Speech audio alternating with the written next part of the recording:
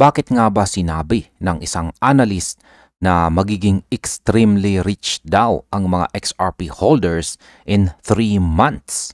Yan, ang tindi po nito mga crypto. Isang matinding pahayag po ito mula kay Steph is Crypto na nagpainit sa XRP community. Sapagkat ayon sa kanya, nasa harap na naman tayo ng isang setup na sobrang katulad ng pinakamalalakas na rally sa buong kasaysayan ni XRP. Ang chart na kanyang ibinahagi ay nagpapakita po ng malinaw na pattern na lumabas bago pumasok ang tinatawag na altcoin year. Sa dalawang pagkakataon na nangyari ito noong 2017 to 2018 at 2021, nagkaroon ng explosive price acceleration. At ngayon, sabi po niya, nakapwesto sa XRP sa eksaktong area kung saan nagsimula ang pinakamalalaking bullish runs nito. Para kay Steph, kung mauulit po ang setup, may chance daw na maging extremely rich ang mga holders sa susunod na 3 buwan. At ayan, ang ating sunod na katanungan ay ano po ba ang altcoin year at bakit grabe ang epekto nito kay XRP?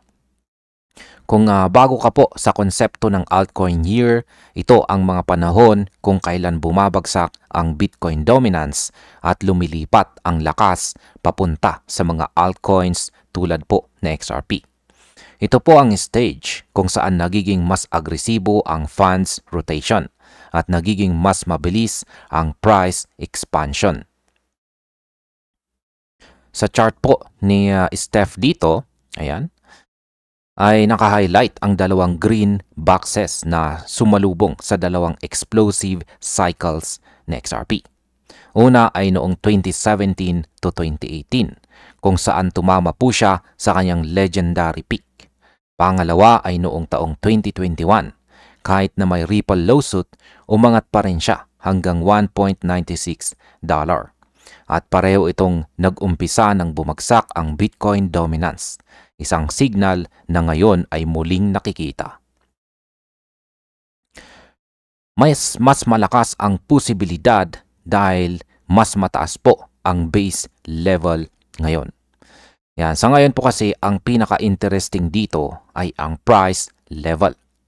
Noong nakaraang altcoin years, mababa pa ang baseline ng XRP. Pero ngayon, nasa $2.17 na siya habang pumapasok sa rising zone.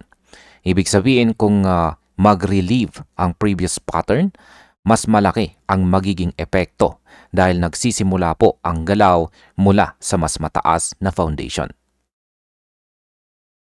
Sa technical terms, ito po ang tinatawag na strong base momentum at madalas itong nagre-resulta sa mas malakas na breakout.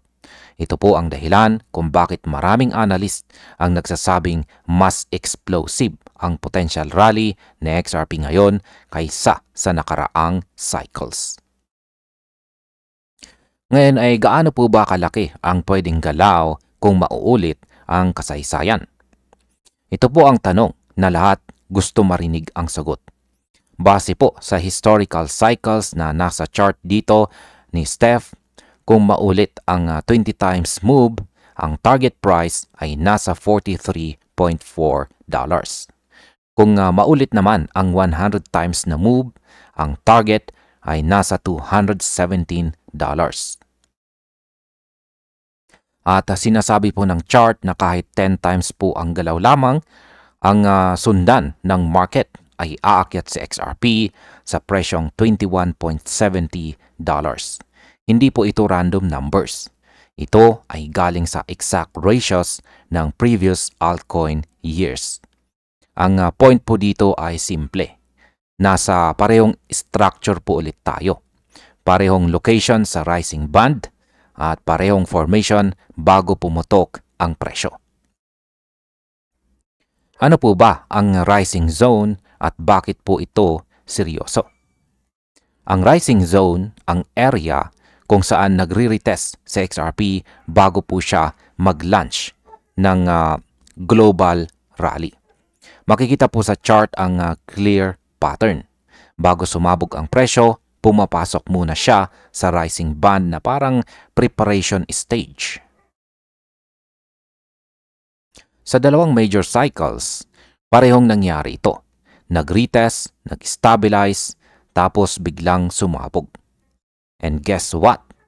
Dito po siya nakaupo ngayon.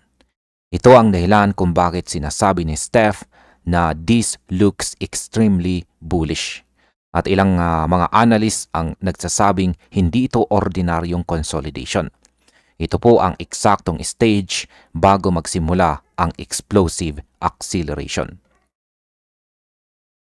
Ngayon, bakit ang mga holders ay naniniwala na ang oras na ito ay kakaiba? Ayan, maraming XRP holders po ang naniniwala na mas mataas po ang chance ngayon dahil maraming external factors ang pabor kay XRP. Ang institution-driven demand, mga ETF, mas malinaw na regulatory framework at mas malakas na utility narrative.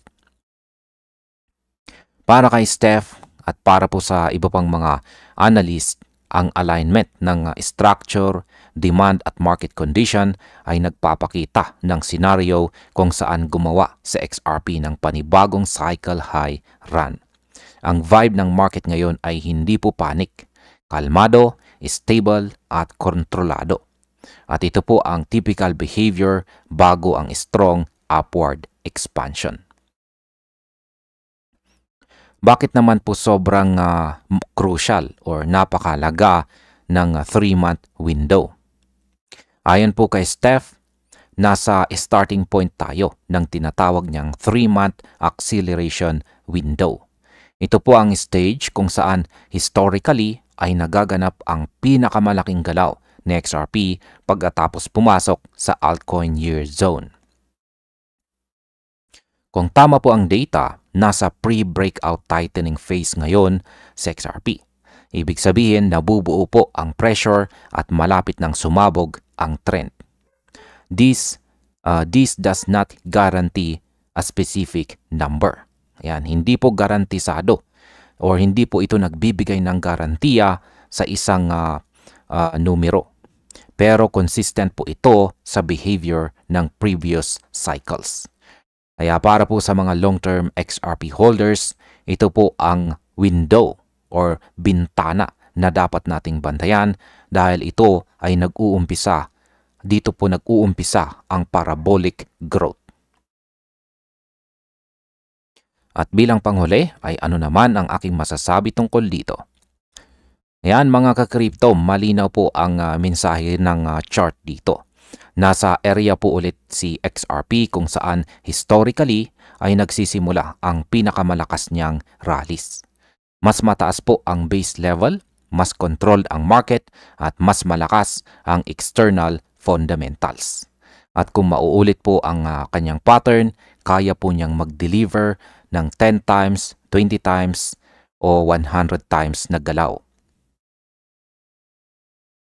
Ito po ang dahilan kung bakit paulit-ulit na sinasabi ni Steph Crypto na XRP holders could get extremely rich within the next 3 months. Siyempre, wala pong garantiya sa crypto.